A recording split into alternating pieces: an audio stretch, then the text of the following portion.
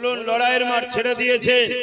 আরে লড়াই করে করে তো সেমিফাইনালে উঠেছি, এবারের লড়াইটা ভালোভাবে দিতে পারলে ইনশাআল্লাহ ফাইনাল। কেন কোরাইশ বংশে বরকত থাকে। তোমরা তো দেখলে কাউকে 28 বছর, কাউকে 34 বছর, কাউকে 15 বছর, দেখেছো তো নাকি? সব তো দেখা হলো। এবারে একটা কোরাইশ বংশের ছেলে যখন এসেছে তাকে দেখা দরকার আছে না? দাও নেতৃত্ব, তার নেতৃত্বকে মেনে নাও, মেনে নিয়ে তার পিছনে দাঁড়াও। কোনো কথা বুঝি না, প্রত্যেকটা গ্রাম থেকে কথা বুঝে আসছে না? না তাহলে একদম পূর্ব যদি এখানে থেকে আমরা এখানে থাকবো একটু ঘাড়ে ঘাড়ি, একটু ডিসব্যালেন্স হলেই আমরা উপরে। বুঝতে পারছো তো নাকি? বাবেরা নওজওয়ানে তরুণেরা হযরত ইব্রাহিম আলাইহিস সালামকে যখন জিজ্ঞাসা করলেন, ভাই ইব্রাহিম কোন সাহায্য কি করতে হবে? ইব্রাহিম আলাইহিস সালাম কি উত্তর দিয়েছিলেন? এ জিবরাইল না না, কোন সাহায্য লাগবে না, আপনি আমাকে ডিস্টার্ব করবেন না, আল্লাহ আমাকে পরীক্ষা নিচ্ছে। এই জিবরাইল আপনি চলে যান, চলে যান, আমার জন্য আমার আল্লাহ পাকই যথেষ্ট। তোমরা তো ইব্রাহিম নবীর আওলাদ, প্রত্যেকটা মুসলমান তো ইব্রাহিম নবীর আওলাদ। ইব্রাহিম নবীর বেটাদের মুখ থেকে অত কথা বেরোনো দরকার। হাসবুনাল্লাহু ওয়া নি'মাল ওয়াকিল, নি'মাল মাওলা ওয়া নি'মান নাসির। আল্লাহ একমাত্র আমাদের জন্য যথেষ্ট। আমরা একমাত্র আল্লাহর উপরেই ভরসা করে চলি। কোন শাসকের জুলুমকে তোয়াক্কা করি না, কোন জালেমের ভয়কে, ক্ষমতাকে আমরা ভয় করি না। হ্যাঁ, জুলুম যেমন করি না, জুলুমকেও করুক এটাও পছন্দ করি না। এই যুবকেরা, তরুণেরা, হযরত ইব্রাহিম আলাইহিস সালাম কি বলেছিলেন? এই জিবরাইল যাবার আগে আমার দুটো কথা শুনে যাও। প্রথম নম্বর কথা হলো, আমি সেই আল্লাহর উপরে ভরসা রাখি, তিনি যদি ইব্রাহিমকে বাঁচাতে চায় নমরুদের আগুনে ফেলে আগুনের মধ্যেও আল্লাহ আমায় বাঁচাতে পারে। আমরা যদি আল্লাহর উপরে ভরসা করি, আমার আল্লাহ পাক জালিম কত হুকুমাতের সময় যেমন বাঁচিয়ে রেখেছে, এরও সময় আল্লাহ পাক বাঁচিয়ে রাখতে পারে না, পারে না। এই ভরসা একমাত্র কার উপরে করবে? আওয়াজ দিয়ে বলো, শাহাদত আকুল তুলে সাক্ষী দিয়ে বলো, কার উপরে? আরো জবান খুলে বলো আল্লাহ, আরো জোরে আল্লাহ, আল্লাহ, আল্লাহ। আমাদের জন্য আল্লাহ যথেষ্ট, ঠিক তো নাকি? ভাইরা আমার, নওজওয়ানেরা আমার, দ্বিতীয় কথা কি বলেছিলেন? এই জিবরাইল শুনে রেখে দাও, আল্লাহ পাক যদি ইব্রাহিমকে নমরুদের আগুনে পুড়িয়ে ফয়সালা যদি তিনার হয়, আমি আমার আল্লাহর ফয়সালা, আল্লাহর রাজিতে একবার নয় 1000 বার যদি আল্লাহ জান দেয়, 1000 বার যদি নমরুদের আগুনে ফেলে পোড়ায়, আল্লাহর ফয়সালাতে আমি 1000 বার পুড়তে রাজি। আরো জোরে বলুন সুবহান। তাহলে আজকেও যদি এই জালিম শাসকের দ্বারা আল্লাহ যদি আমাদেরকে জেলে দিয়ে খুশি হয়, এটা যদি আল্লাহর ফয়সালা রাজি হয়, আমরা আল্লাহর রাজির জন্য প্রস্তুত আছি না? না। অতএব কিন্তু কোন জালিমের কাছে মাথা নত করব না। তুমি জেল দেখিয়ে, প্রশাসন দেখিয়ে, কোন আইন দেখিয়ে, ব্যক্তিগত কোনোভাবে তুমি আমাকে যদি জুলুমের দিকে নিয়ে যেতে চাও, সন্ত্রাসের দিকে নিয়ে যেতে চাও, পাপাচারের দিকে নিয়ে যেতে চাও, আমরা মরণকে পছন্দ করি, কিন্তু সন্ত্রাসবাদের দিকে যেতে রাজি নয়, ঠিক না বেঠি? হ্যাঁ, তবে আমি এতটুকু মনে করি, ঘরের দুশ্মনটাই ভয়ানক হয়, বাইরের দুশ্মন অত ভয়ানক হয় না। কিন্তু বাইরের দুশ্মন তো এখন আমার ঘরে নতুন করে আবার কিছু গাদ্দারকে সাথে নিচ্ছে, ঠিক না? হ্যাঁ, এই গাদ্দার গুলোকে চিনে রাখো, এদেরও দিন আসবে। এদের মরণ যখন রাস্তাঘাটে কুকুর বিড়ালের মতো হবে, তখন যেন আমরা দুঃখ প্রকাশ না করি, আলহামদুলিল্লাহ বলবে। কি বলবে? আলহামদুলিল্লাহ বলবে। কেন? তুই মুসলিম দাবিদার হয়ে তোর মাদ্রাসা যারা মিটাতে চাইছে, তোর মসজিদকে যারা বুলডোজার দিয়ে ভাঙছে, তোর তোর কবরস্থানকে যারা বুলডোজার দিয়ে ভেঙে দিচ্ছে, যারা তোর নবীর সাথে কুস্তাকি করছে, তোর আল্লাহর দিনকে মিটাতে চাইছে, তুই মুসলমান দাবিদার হয়ে গদ্দার, তুই আমার জাতের কলঙ্ক। তোর মতো সন্তান হয়ে মরে গেলে কমসে কম এই জাত কাজকে এই কঠিন বিপদের সম্মুখীন হতে হতো। তোর কি এমন সমস্যা হয়েছে? তোর কি এমন সমস্যা হয়েছে? তুই দাগি ফেসে যাবি, জেলে যাবার ভয়? যা জেলে যে 2-3 বছর খেটে বেরিয়ে আয়, তবুও বেঁচে যাবি। আর তুই যদি দুনিয়ার জেলের ভয়েতে গাদ্দারি সাথে সাথ দিস, মনে রাখবি তোর দুনিয়ার জেল তো হবেই, এরাই দেবে, আর পরকালটাও তোর ধ্বংস হবে। আমার রিপোর্টিং ঠিক আছে তো নাকি? খবর আমার কাছে যাই রে বাবা। তাই আমি সতর্ক করছি, সাবধান হয়ে যাও, নাই খোদার গজব যেদিন হবে। ওই ফেরাউনকে, মিশরের রাজা ছিল, বিরাট দাদা, ওর কথা আলাদা। হ্যাঁ, নমরুদের কথা, আল্লাহর সঙ্গে লড়াই করব। আজকে সেই নমরুদের কি খবর, ফেরাউনের কি খবর? আর গতদিনে যে বলেছিল কোরআন মিটে যাবে, আমার উন্নয়ন মিটবে না, তার কি খবর? কই গো বলো না কি খবর? আজকে যে এসেছে, তুমি মনে করছো 7 দিয়ে 2 দিন থেকে বেঁচে যাব? এও যদি ভুল রাস্তায় যাই, ও মিটে যাবে, বেশি দিন সময় লাগবে না। আমরা ইতিহাস দেখেছি, আর ইনশাআল্লাহ যে ব্লাড নিয়ে আমরা ঘুরছি, আমরা যুগে যুগে দুনিয়া ইতিহাস তৈরি করেছি, সেই ব্লাড আমাদের গায়ে আছে। সিদ্দিক আকবরের ব্লাড আমাদের গায়ে আছে। আরে কত পাওয়ার দেখেছি রে বাবা, কত বড় সুপার পাওয়ার দেখেছি। আর লাস্টে কুকা খাচ্ছে, জ্যান্ত মানুষকে কুকাতে খাচ্ছে, এমন রোগ হয়ে গেছে। আল্লাহকে ভয় করো, ভুল করবে না।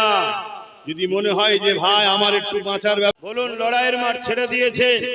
আরে লড়াই করে করে তো সেমিফাইনালে উঠেছি, এবারের লড়াইটা ভালোভাবে দিতে পারলে ইনশাআল্লাহ ফাইনাল। কথা বুঝে আসছে? কারণ এর পরে তো আর লড়াইয়ের কিছু নাই। তবে যেভাবে আমরা ঐক্যবদ্ধ হয়েছি, এইভাবে গরিব অসহায় দুঃখী মানুষদেরকে ঐক্যবদ্ধ হতে হবে, সংগঠিত হতে হবে। মনে রাখবেন, এই জীবন কারোর জন্য চিরস্থায়ী নয়। আল্লাহ নবীর নওয়াসা হযরত ইমামে হুসাইন পাক কারবালার মাঠে দাঁড়িয়ে রয়েছে। এক প্রান্তরে মাত্র 72 জনকে নিয়ে, 72 জনের মধ্যে স্ত্রী আছে, 6 মাসের বাচ্চা আছে, পরিবারের সদস্যরা রয়েছে, বোন জাইনাব আছে, 72 জন মাত্র। অপর দিকে বিশাল অত্যাচারী শাসক এজিদের 25,000 বাহিনী। কত? 25,000 বাহিনী। কথাগুলোকে মন দিয়ে শোনেন। আর হযরতে সৈয়দনা ইমামে হুসাইন পাক আন্দমির নওয়াসা, জান্নাতি যুবকদের সর্দার, তিনি দাঁড়িয়ে আছেন মাত্র 72 জন। আবার 72 জনের মধ্যে পুরুষ হচ্ছে 52, মানে সাবার লোকজন। আবার শিশু রয়েছে, কন্যা রয়েছে, মহিলা রয়েছে। কথা বুঝে আসছে? মোট মিলিয়ে 72 জন। আর বিরুদ্ধে দাঁড়িয়েছে, ঘিরে ফেলেছে কতজন? 25,000। আর এই 25,000-এর মধ্যে 13,000 আলেম হাফেজ মুফতি আছে। ভাবতে পারছেন? 3,000 মুফতি, 3,000 হাফেজ, 7,000 আলেম। এজিদের পক্ষে জালিম শাসকের অর্থ নিয়ে, জালিম শাসকের সামান্য পদ পাবার জন্য, জালিম শাসক এজিদের পা চাটার জন্য ইমামে হুসাইন পাকের বিরুদ্ধে 13,000 হাফেজ আলেম দাঁড়িয়েছে। মোট 25,000। ইমামে হুসাইন পাক কারবালায় দাঁড়িয়ে নিজের আহাল পরিবার সদস্যদেরকে লক্ষ্য করে বলছে, হে নবীর উত্তরাধিকারীরা, হে নবীর উত্তরসূরিরা, হে আমার আহালরা, হে নবী বংশের আওলাদেরা, নবী বংশের নসল খানদানেরা, আহালরা, পরিবাররা, শোনো, জালিম যত বড় শক্তিশালী হোক না কেন, পরাজিত জালিম হবে, বিজয় আমার আল্লাহর পক্ষে যারা, তারাই হবে। জোরে বলুন সুবহানাল্লাহ। শুনে রেখে যাও, জালিম যত বড় ক্ষমতাশালী হোক না কেন, জালিম যত শক্তিশালী হোক না কেন, জালিমের পক্ষে যত লোক থাকুক না কেন, জালিমের হাতে যত পাওয়ার থাকুক না কেন, জালিমের হাতে যত অস্ত্র থাকুক না কেন, আমি ইমাম হোসাইন জানিয়ে দিচ্ছি, আমার নানার উম্মতদের ঘরে কিয়ামত পর্যন্ত এই মেসেজ পৌঁছে দেবে। যদি তোমরা ধৈর্যের সাথে, সবরের সাথে, ঐক্যের সাথে, আল্লাহর খুশির জন্য, নবীর দ্বীনের উপরে মজবুত থেকে তোমরা যদি ধৈর্য করতে পারো, সবর করতে পারো, আমি হোসাইন জানিয়ে দিচ্ছি আমার আল্লাহ তোমাদেরকে দুটোর মধ্যে একটা পথ অবশ্যই দেবে। জোরে বলুন সুবহানাল্লাহ। হয় তোমরা শহীদ হবে, না হয় তোমরা গাজী হবে। জোরে বলুন সুবহানাল্লাহ। শহীদ আর গাজী এই দুটোই হলো সম্মানিত পদ।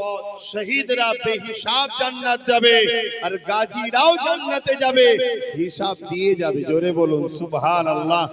আল্লাহর নবীর নওয়াসা ইমামে হোসাইন পাক সেদিন আমাদেরকে এই মেসেজ দিয়েছে, কিয়ামত পর্যন্ত এই মেসেজ চলবে না, চলবে না। এজিদ সেদিনও ছিল, আজও আছে না নাই? জোরে বলুন। সেদিন এজিদি মুসলমান ছিল, আজও হোসাইনি মুসলমান আছে না নাই? এজিদি মুসলমান কারা? যারা জুলুমের পক্ষে, অত্যাচারের পক্ষে, সন্ত্রাসের পক্ষে, মিথ্যাবাদের পক্ষে, জালিম শাসকের পক্ষে, খুনি শাসকের পক্ষে, লুটেরা শাসকের পক্ষে যেসব মুসলমানরা সাথ দেয়, এরা হলো এজিদি মুসলমান। আর হোসাইনি মুসলমান কারা? যারা গরিবের পক্ষে, এতিমের পক্ষে, বিধবার পক্ষে, মুসলিমের পক্ষে, মানবতার পক্ষে, সাম্যের পক্ষে, ঐক্যের পক্ষে, ভ্রাতৃত্বের পক্ষে, অসহায় দুঃখী মানুষের সাথ দিয়ে জমিনের উপরে নাই প্রতিষ্ঠিত যারা করতে চায়, এরা হলো হোসাইনি মুসলমান। জোরে বলুন সুবহানাল্লাহ। যারা হোসাইনি মুসলমান জবান খুলে বলুন সুবহানাল্লাহ। এবারে কে হোসাইনি কে এজিদি সে ভালো জানে, আর আল্লাহ ভালো জানে, ঠিক তো নাকি? সামান্য পয়সার জন্য গরিবের ঘর ভাঙে, সামান্য পদের জন্য মিথ্যা মামলা দেয়, সামান্য ক্ষমতার জন্য মানুষকে খুন করে, সামান্য দুদিনের পাওয়ারের লোভে, আরামের গাড়ি, আরামের বাড়ির জন্য যারা মানুষের উপর অত্যাচার করে, এরা যদি মুসলমান দাবি করে, অবশ্যই এরা এজিদি মুসলমান, মুনাফিক, জাহান্নামী, কোনো সন্দেহ নাই। আর যারা গরিবের পক্ষে লড়তে গিয়ে জুলুমের শিকার হয়, অসহায়ের পক্ষে লড়তে গিয়ে জুলুমের শিকার হয়, দেশের পক্ষে লড়তে গিয়ে, মানবতার পক্ষে লড়তে গিয়ে, সাম্য শান্তি প্রতিষ্ঠিত করতে গিয়ে জুলুমের শিকার হয়, এই শিকার হয়ে যদি শহীদ হয়ে যায়, তারা সুহাদা হুজুরদের কাতারে জান্নাতে যাবে। জোরে বলুন সুবহানাল্লাহ। আর এই লড়াই করতে গিয়ে তারা বিজয় লাভ করে, আল্লাহ তাদেরকে গাজী সম্মান দেয়, দুনিয়াতেও ইজ্জত পায়, আখিরাতেও জান্নাতে যায়। জোরে বলুন সুবহানাল্লাহ। আল্লাহ আমাদেরকে দুটো কাজ দিয়েছে, তা'মুরুনা বিল মা'রুফ ওয়া তানহাউনা আনিল মুনকার। অন্যায়কে মিটাও, ন্যায়কে জোরে বলো প্রতিষ্ঠিত করো। আমার ইমামে হোসাইন পাক কারবালার জমিনে কেন লড়াই করেছিলেন? অন্যায়কে মিটাবার জন্য, ন্যায়কে প্রতিষ্ঠিত করার জন্য। আমার ইমাম পাক গদির জন্য লড়াই করেন, আমার ইমাম পাক নেতা হওয়ার জন্য লড়াই করেন, আমার ইমাম পাক পদ নিবার জন্য লড়াই করেন। কারণ ইমাম পাককে তো আল্লাহ দুনিয়ার জমিন থেকে জান্নাতের যুবকদের সরদার বানিয়ে দিয়েছে।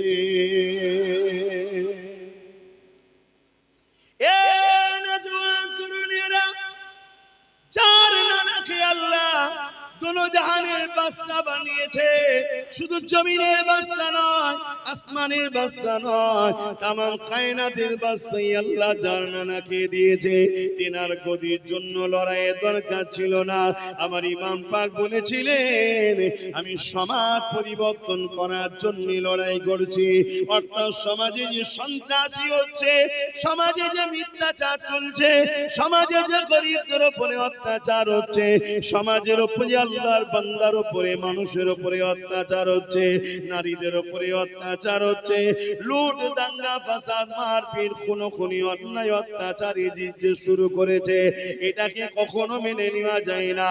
কেন আমার নানা জান তিনি রাহমাতুল লিল আলামিন, তামাম আলমের জন্য তিনি দয়া, তিনি জমিনের উপরে ন্যায় প্রতিষ্ঠিত করেছে, ইনসাফ প্রতিষ্ঠিত করেছে, সন্ত্রাসকে মিটিয়েছে, জুলুমকে মিটিয়েছে, নেশাকে মিটিয়েছে, রেপকে মিটিয়েছে।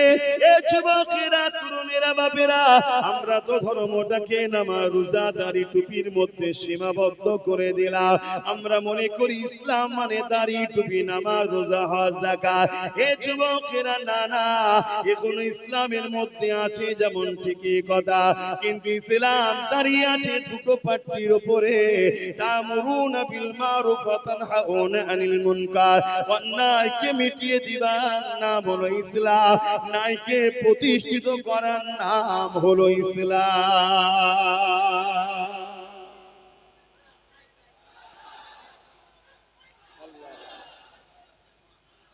শোনেন, জুলুমের বিরুদ্ধে লড়াইয়ের নাম ইসলাম, ধর্ষকদের বিরুদ্ধে লড়াইয়ের নাম ইসলাম, অত্যাচার শাসকের বিরুদ্ধে লড়াই করার নাম ইসলাম, রেপ মুক্ত, খুন মুক্ত, ধর্ষণ মুক্ত, দুর্নীতি মুক্ত, চোর মুক্ত সমাজ গড়ার নাম ইসলাম।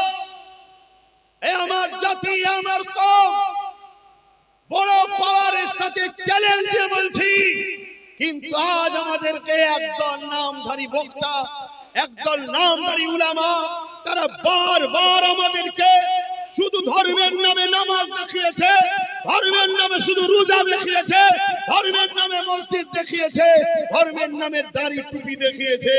হ্যাঁ, এগুলো ইসলামের মধ্যে আছে, কিন্তু খুব ভালো করে বুঝবেন, আমার নবী পুরো পৃথিবীকে জয় করিয়েছে দাড়ি দেখিয়ে নয়, টুপি দেখিয়ে নয়, পাগড়ি দেখিয়ে নয়।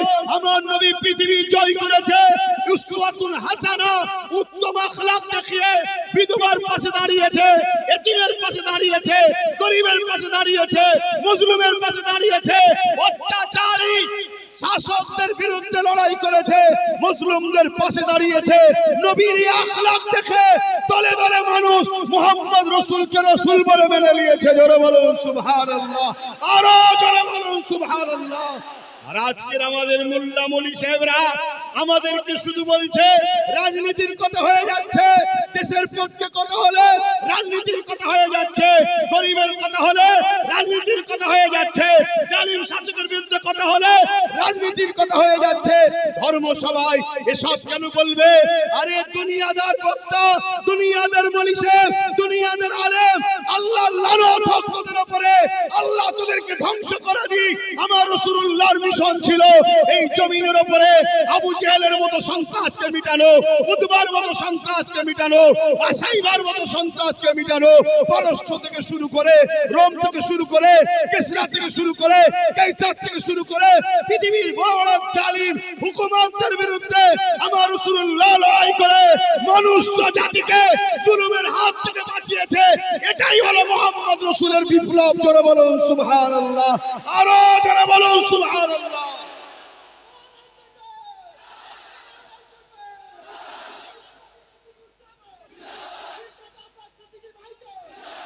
তাই আজ উম্মতে মুহাম্মাদি আমাদেরকে দায়িত্ব নিতে হবে, আমাদেরকে উঠে দাঁড়াতে হবে, অঙ্গীকার করতে হবে। মুসলমান হোক, হিন্দু হোক, সাঁওতাল হোক, বাগদি হোক, যে কোনো ধর্মের হোক, তার ধর্মের বিষয় আমি দেখতে যাব না। সে মানুষ, মহান স্রষ্টার সৃষ্টি, বিপদে পড়লে তার সাথ দিতে হবে, এর নাম ইসলাম। শুনছেন? আমি একটা ছোট্ট আপনাদেরকে ওয়াকিয়া শোনাচ্ছি। আমার রাসূলের কাছে এক সাহাবী আসলেন, মন দিয়ে শুনছেন তো? রাসূলের কাছে এক সাহাবী আসলেন, এসে বলছেন, হুজুর একটা মেয়ে ইন্তেকাল হয়েছে, যে মেয়েটা জীবনের বহুত ভালো চর্চা হচ্ছে, কি তাহাজ্জুদ পড়তো, রোজা রাখতো, নামাজ পড়তো, কোরআন তেলাওয়াত করতো, বড় ভালো মহিলা। হুজুর তার একটা বিষয় আবার খুব শোনা যাচ্ছে, কি সে একটা বিড়ালকে, বিড়াল চেনেন তো, বিড়ালকে ঘরের মধ্যে না খেতে দিয়ে বন্দি রেখে মেরেছিল। আল্লাহ নবী বলছেন এই মহিলাটা জাহান্নামে যাবে। শুনছেন শুনছেন তো নাকি? নামাজ আছে, রোজা আছে, কোরআন তেলাওয়াত আছে, তাহাজ্জুদ আছে, পর্দা আছে, সব আছে, কিন্তু একটা আল্লাহর সৃষ্টি বিড়ালকে ঘরের মধ্যে বন্দী করে না খেতে দেওয়ার জন্য সেই মহিলা যদি জাহান্নামে যায়, আজকে বলুন উম্মতে মুহাম্মাদি আমাদের সমাজের এতিমের উপরে জুলুম হয়েছে, বিধবার উপরে জুলুম হচ্ছে, ছোট্ট ছোট্ট ফুলের মতো বাচ্চাদেরকে এই সমাজের একদল মানবরূপী পশুরা রেপ করে হত্যা করছে।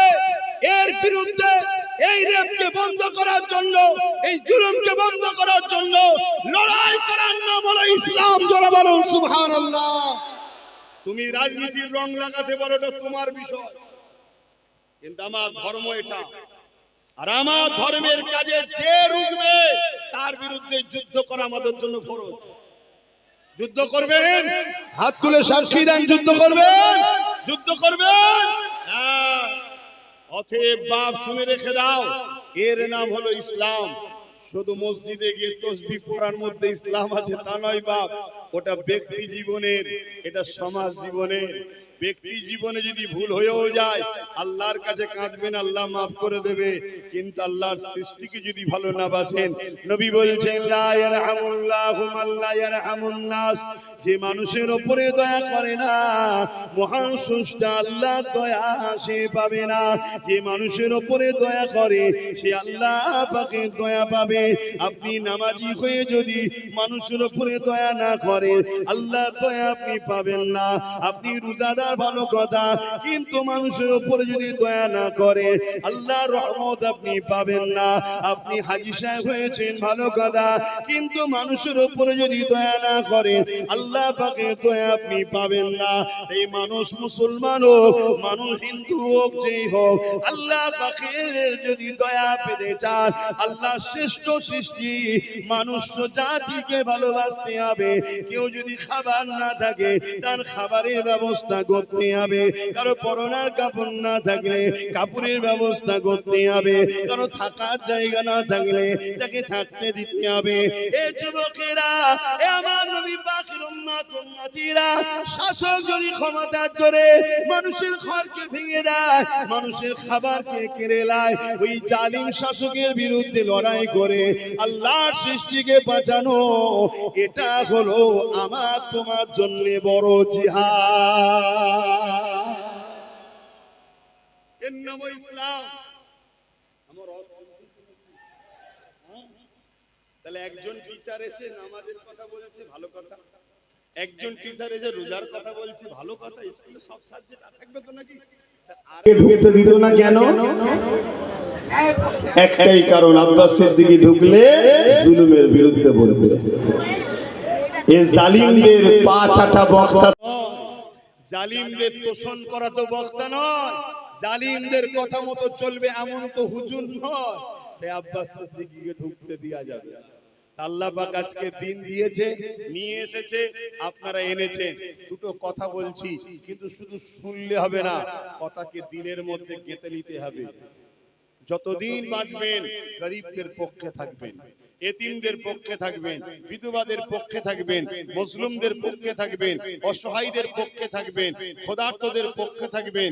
এই যুবকেরা, বাপেরা, মায়েরা, বোনেরা, যতদিন বাঁচবেন জুলুমের বিরুদ্ধে থাকবেন, ন্যায়ের পক্ষে থাকবেন। জোরে বলুন সুবহানাল্লাহ। মনে রেখে দিও, জুলুম কিছুদিনের জন্য হয়তো বারবারন্ত হতে পারে, কিন্তু ইতিহাস বলছে যুগে যুগে জুলুম মিটেছে, ইনসাফ মেটেনে, যুগে যুগে অত্যাচার মিটেছে, মানবতা মেটেনে, যুগে যুগে ন্যায় বেঁচে আছে। কেন?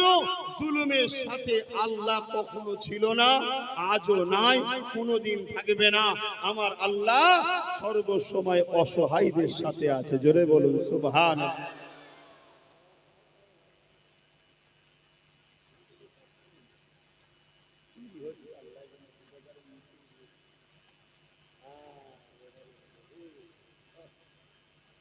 এক তো এই গুমট হয়ে আছে, তার ব্যাপারে এত হাজার হাজার মানুষের ভিড়, এর আরো গরম নিঃশ্বাসে আপনারা তো আরো কষ্ট হচ্ছে। কিন্তু মনে রাখবেন, কিয়ামতের দিনেতে আল্লাহ পাক যখন জিজ্ঞাসা করবে, বান্দারে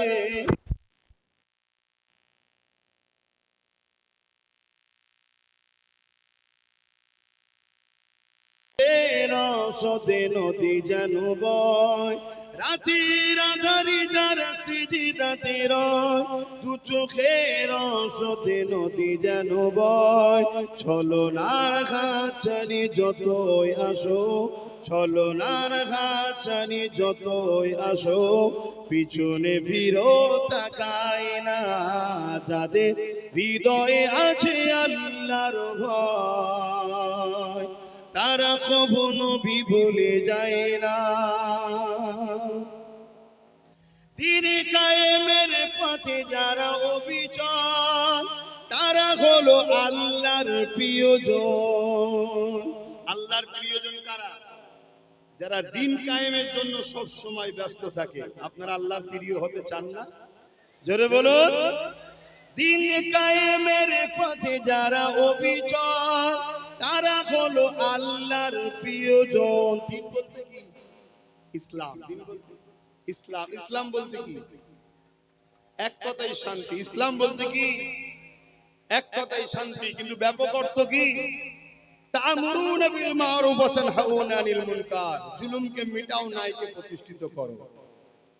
যে সমাজে দুর্নীতি থাকবে না, চোর থাকবে না, খুন থাকবে না, রেপ থাকবে না, অত্যাচার থাকবে না, মানুষের উপরে জুলুম হবে না, বেইনসাফি হবে না, জাস্টিস হবে, ন্যায় হবে, ইনসাফ হবে, একে বলা হয় ইসলাম। জোরে বলুন সুবহানাল্লাহ। আজ প্রতিদিন আমাদের সমাজে রেপ হচ্ছে, প্রত্যেকদিন হচ্ছে নয় না? প্রত্যেকদিন। আপনাদের পাশে বারাইপুরে ঘটলো, হ্যাঁ, বারাইপুরে রেপ হয়ে গেল। বারাইপুরের ঘটনা এখনো তাজা আছে।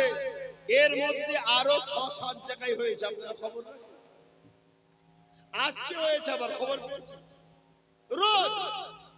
আর আমার রাসূলুল্লাহ 1500 বছর ধরে সিস্টেম শিখিয়ে দিয়ে গেছে।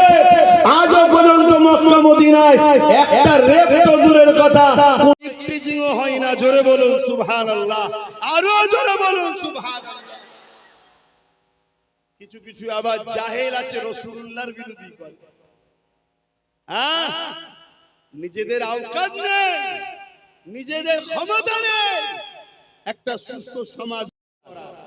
হ্যাঁ, এই সমাজ বন্ধ হবে যদি তোমরা জাগো। এই সমাজ ভালো হবে যদি তোমরা জাগো। আর তোমরা জেগে ওই যে পরের পিছনে দাঁড়াবে, পরের বোঝাকে মাথাইলে ঘুরবে, তাহলে জীবনে সমাজ পরিবর্তন হবে। তোমাদেরকে জাগতে হবে, নিজেদের বোঝা নিজেদের মাথায় তুলতে হবে। পরের বাপকে বাপ বললে হবে না, নিজের বাপ তৈরি করো, নিজে এগিয়ে চলো, কারো পিছনে নয়, সামনে দাঁড়াও, লিডারশিপ হও, নেতৃত্ব দাও, তবে সমাজ পরিবর্তন হবে। কথা বুঝে আসছে? আর নচেত এই সমাজ আগামী দিন আরো ধ্বংসের দিকে যাবে। আর এই ধ্বংসের ধসেতে বা দাবানলে তোমার আমার ঘরের বাচ্চাগুলো পুড়ে পুড়ে মরবে, কিচ্ছু করার নেই। দিন কায়েমের পথে যারা অবিচল, তারা হলো আল্লাহর প্রিয়জন। বাতিলের কাছে যারা হার মানে না, সংগ্রাম করে যায় অমরণ, যাদের হৃদয়ে আছে আল্লাহর ভয়, তারা কখনো ভুলে যায় না। আল্লাহ প্রেম ছাড়া এই দুনিয়ায় কারো কাছে কোনো কিছু চাই না। আল্লাহুম্মা সাল্লি আলা।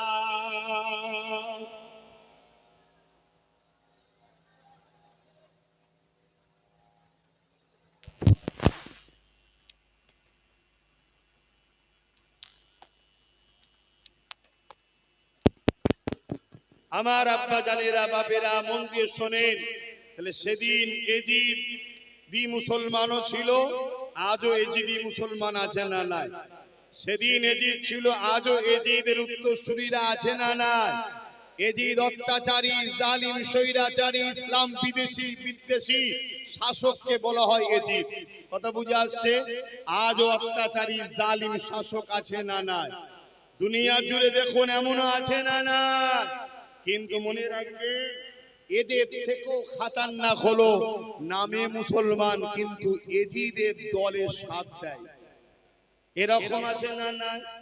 রিসেন্ট তো তোমাদের জীবনতলার আশপাশে এরকম কিছু মুনাফিক মুসলমান দেখা যাচ্ছে, আছে না না? আবার বড় বড় হুমকি